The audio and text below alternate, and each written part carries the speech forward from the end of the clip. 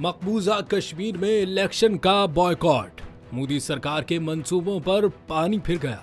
जी हां, मकबूजा जम्मू कश्मीर में भारत के ऐवान-ए-ज़ेरीन लोकसभा के इलेक्शन के दौरान पोलिंग स्टाफ मक्खियां मारते हुए दिन भर वोटर्स की राह तकता रहा।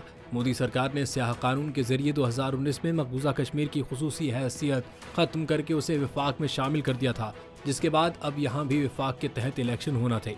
गयूर कश्मीरी अवाम ने इस इलेक्शन को गैर आईनी, जाली और बोगस करार देते हुए बॉयकॉट किया।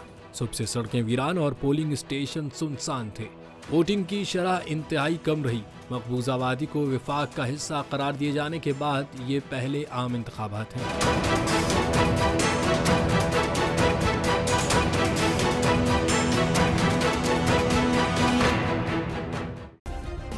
सब्सक्राइब करें और बेल दबाएं ताकि कोई खबर रह न जाए।